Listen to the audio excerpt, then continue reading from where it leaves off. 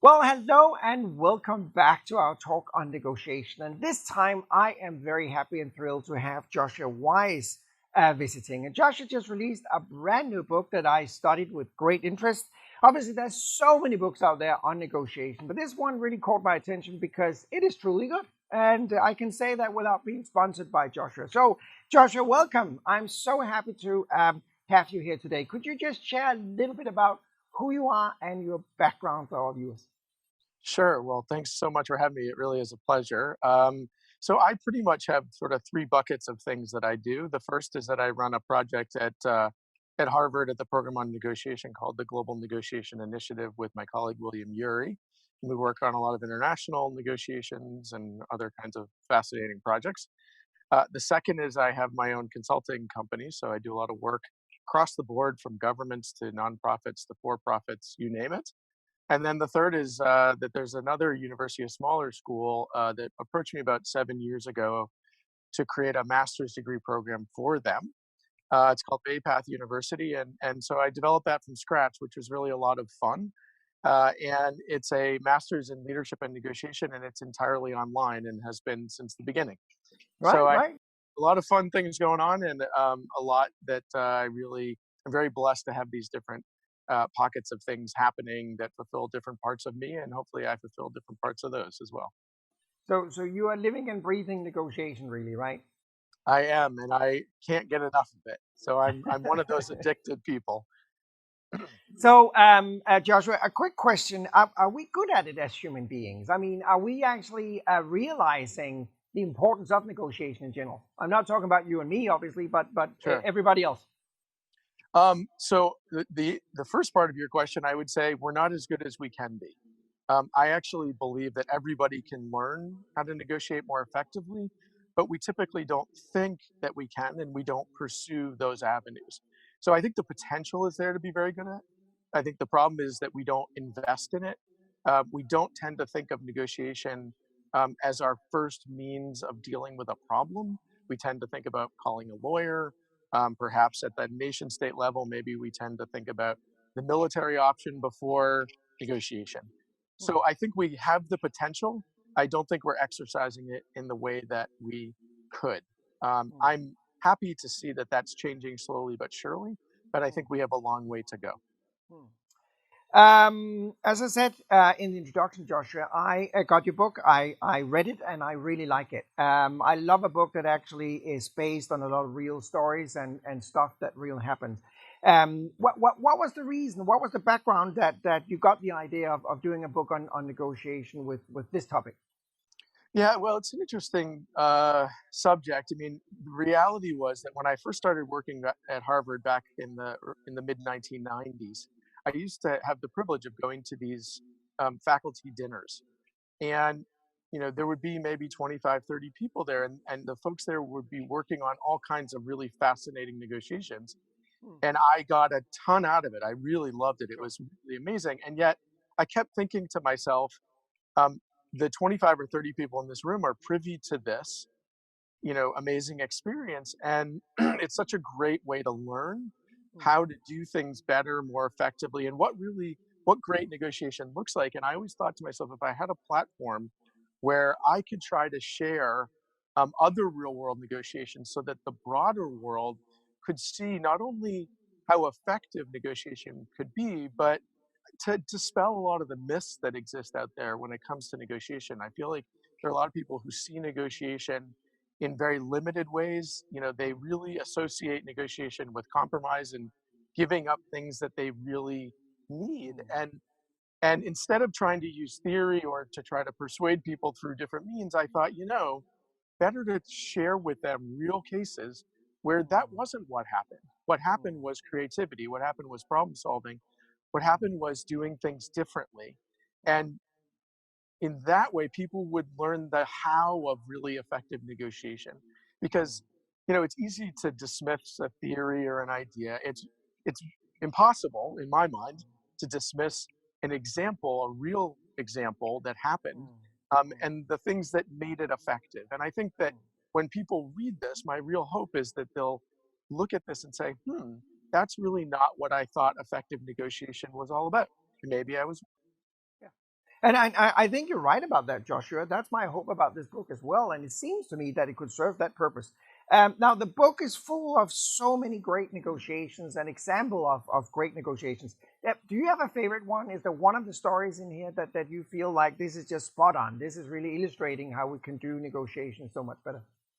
Well, I do. I actually have three favorites. And I won't go into all great detail, but one of them has to do with a story of a company that was based in China and had to purchase some equipment, agricultural equipment. And they had a really bad baton because they had to buy this equipment from a company based in China because that's where they were. Importing rules are really restricted, etc. And what I love about this story is that they were sort of forced by a consultant they brought in to think differently about their BATNA and to kind of create a BATNA out of scratch. They had a really bad one because they were dealing with a sole supplier, and they were able, through creative thinking, to come up with a different alternative that actually helped them to negotiate more effectively. So I love that story because, like you, I'm sure you get a lot of stories about how do you negotiate when you're up against a significant power disparity. I think that does a wonderful job of showing people that it's possible if you check your assumptions at the door about what can be Mm, done. So sure. that's Yeah. one. Another Yeah. one is a crisis negotiation actually that was done in Calgary, Canada. And what's fascinating about it is that the story really is about a methamphetamine addict and his wife who had a life together that he loved and she was increasingly troubled by. And she decided to check herself into a clinic because she just couldn't do it. She thought that if they kept with this lifestyle, they would both be dead. Mhm. And he got very angry because he didn't want to change his lifestyle. He was not in the same Mm, place that she was. And she checked herself in to this clinic.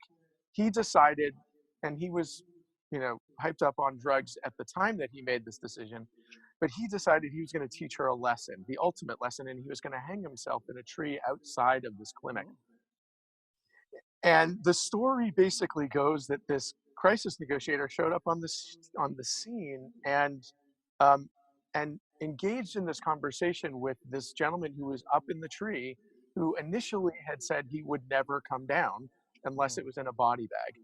And mm, as the crisis negotiator pushed and pushed, finally the gentleman in the tree said, "If you can guess my native Canadian name, I'll come down." mhm, And through some creative thinking, the crisis negotiator was able to do that.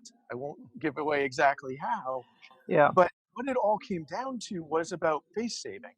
Mm, And that when we think about negotiation, we tend to think about face saving in cross-cultural mm, contexts, in other contexts, perhaps, in Asia, where we think of that as being so mm, important. And yet, what I mm, really learned from this case and actually a number of others is that face saving is such a key component to mm, almost every negotiation. And what was really interesting is that the guy, when he came down from the tree, said, "I had to have a way to win so that I could come down on equal footing with you." Really sure. Yeah. powerful stuff. Right. Um, and then finally, the last one is a colleague of mine who was actually in Afghanistan working for the UN High Commissioner for Refugees. She was slipped a note one day when she was doing a training in the western provinces of Afghanistan. And the note basically said that there were these women who were being held hostage, these Iranian women. And she had to pursue a very fine line, managing the cross cultural aspects, but for her it was all about problem solving, and had they taken a more advocacy, expose the problem to the world kind of approach to the challenge, Mm, it would never have worked. But what they mm, did was that they gave again the people involved a face saving way out and were able to get the women free. So what mm, I think you see from all of those cases is creativity, it's problem mm, solving, it's checking your assumptions, it's doing a lot of mm, things that, like I said, the vast majority of people don't necessarily associate with mm. effective negotiation. So I gave you three, sorry, but they're all Yeah. really my favorites. They're all very good. Thank you, Joshua. One thing I noticed in several of your stories is that you emphasize that relationship is important, which I completely agree with. By the way, as you may know from my work, that one of my focus areas within negotiation is trust. Do you feel that and I'm just moving into the commercial, the business world. Did you feel that business people in general have a tendency to forget the relationship part, the emotional part when negotiating, and it just becomes facts and figures and numbers? I think they used to. I think that's changing. I really do. I've worked with some bigger companies in the last 5 to 10 years, and I think their initial orientation was a much more positional approach, a much more Mm, facts, data, kind of thing. And mm, I think what they realized was that over time, these are people, your best new customer is your current one. And I think mm, they knew that how they negotiated with them mm. mattered dramatically. And if people, Right, if the, their counterpart left the table feeling like, I'm not sure what just happened there, but it doesn't feel good, right, you really gave yourself a chance at losing that business. right, right. So I believe things have changed.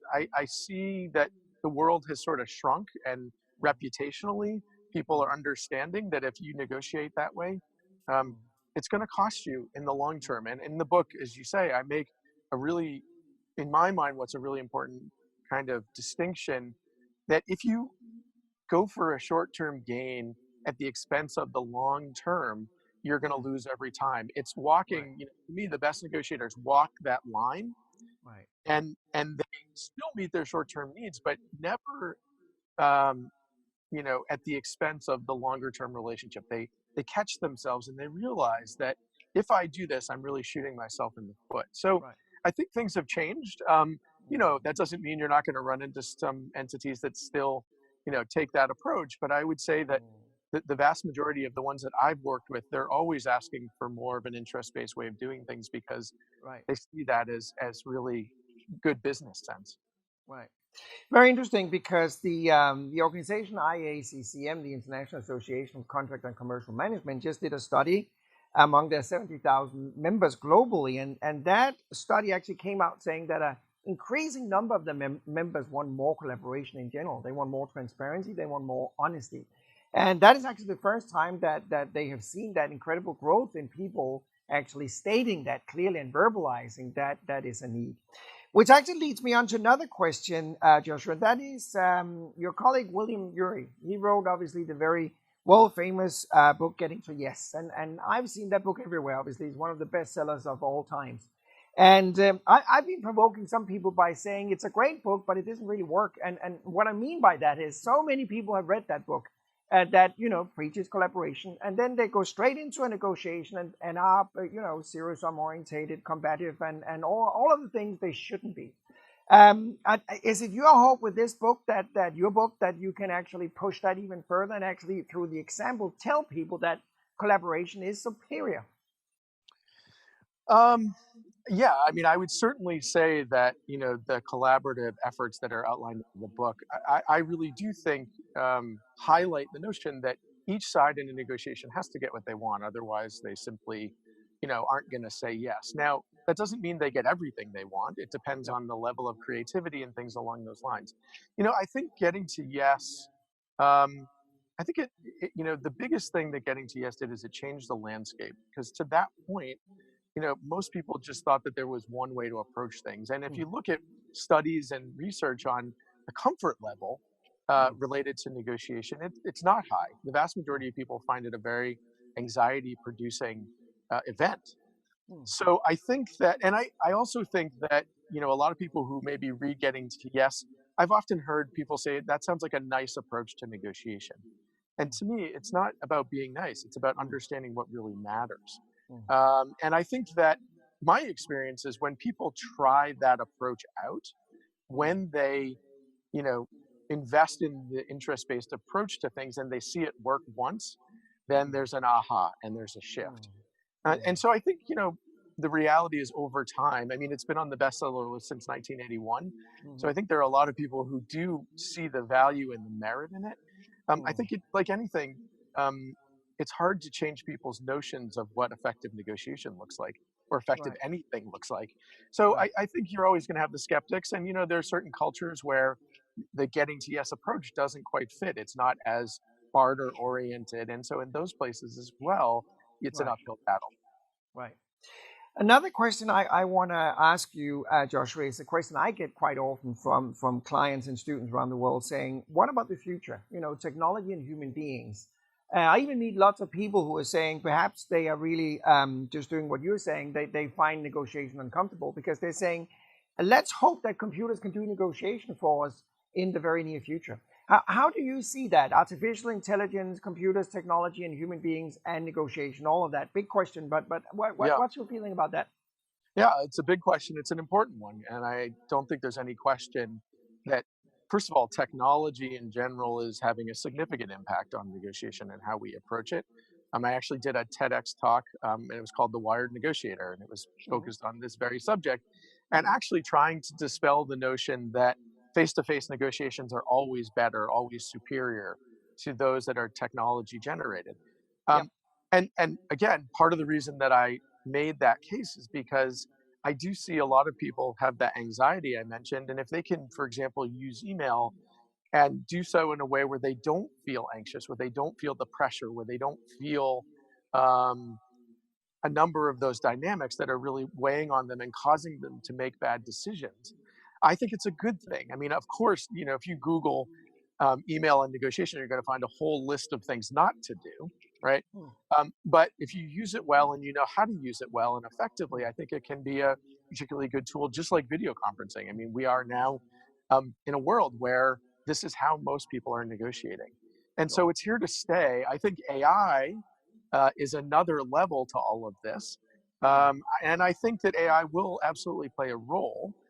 Um, but I don't think it will ever completely take over. I think human beings have to be the end point from a decision making kind of element. But I think that mm, technology can be there to help us in those decisions and to help mm, us know, for example, when you know there's facial recognition software now that negotiators can use to tell if the other's upset and when it maybe mm, is useful to take a break or mm, so I mm, think um, these things can absolutely aid us in mm, our negotiations, make us more effective, help us in ways that maybe we are weakest.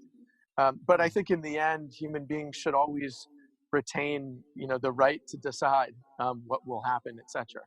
But mm, I think it's and actually at Harvard a few months back, there was a conference on AI and negotiation and focusing on what are some of those changes and mm, how do you prepare? How do you think about that? And how do mm, you help people? One of the great things for me, for example, in the master's degree program that I teach is that it's all online. So mm, we're using the tools that people are negotiating with so that mm, we give them the opportunity to practice mm. um, through those different mediums and to see what's different between video conferencing and telephone, email, and all the way down to texting.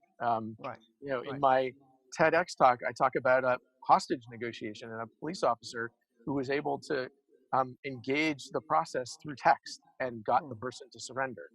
right, Um, right. so, I think for me, it's always a question of sequencing and it's always thinking Mm, consciously of what's the most appropriate medium to use here and why. mm, That's the best question I think to ask and to know what are the limits and what sure, are the upsides when you're doing that. sure, sure. Now, one day when this pandemic hopefully is over, do you think it will be the new norm that we will be negotiating more online than we did previously? I do think I don't think face to face negotiations will ever go away, Mm, but I do think that there will be an absolute uptick in online negotiations. I think because people are getting more and more comfortable with it, and they realize that in addition to the necessity, we also it also saves time, it saves money, mm, and the biggest critique of technology prior to this kind of terrific video conferencing was the lack of body language. Um, sure.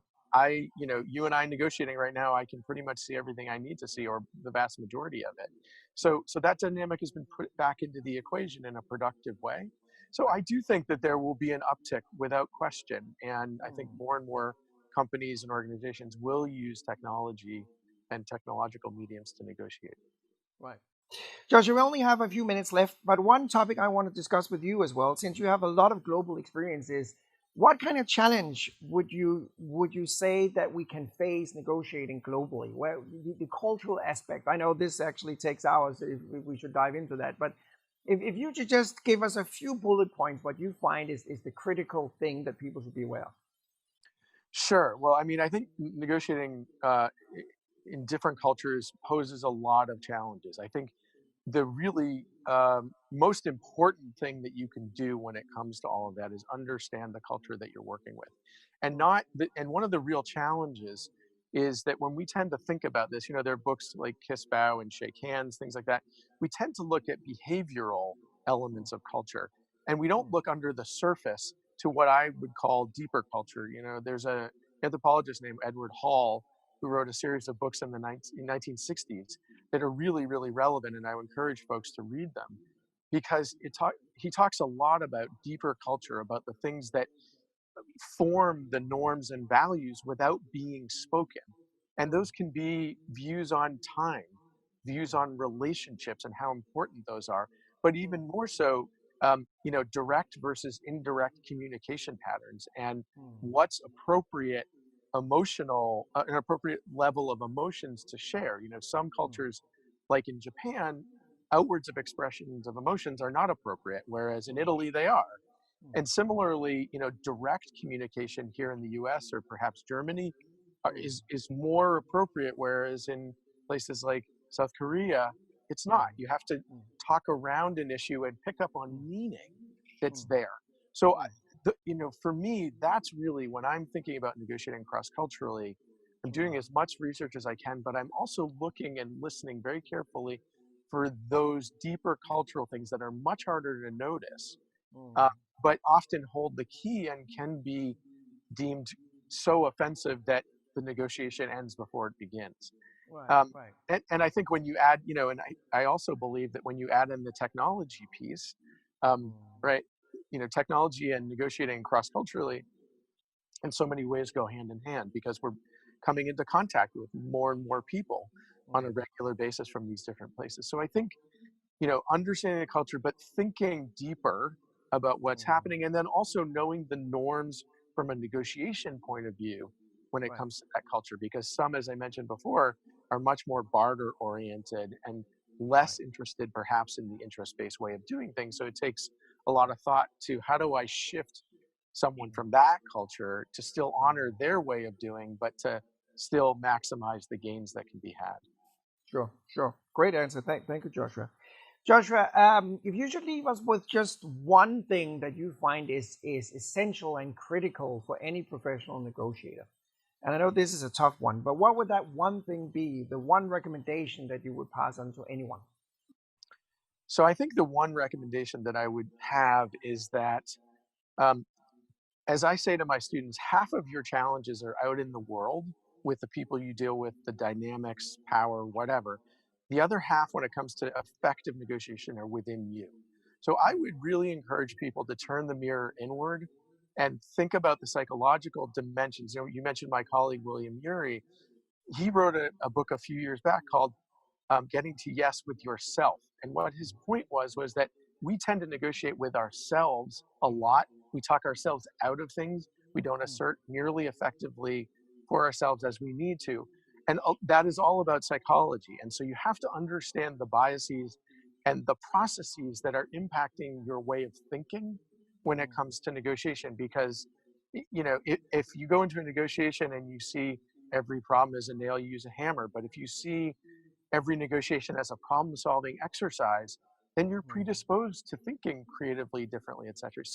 So instead of looking out there, think inside, think about what's happening in your head and the story you're telling yourself about the negotiation and what's going to happen.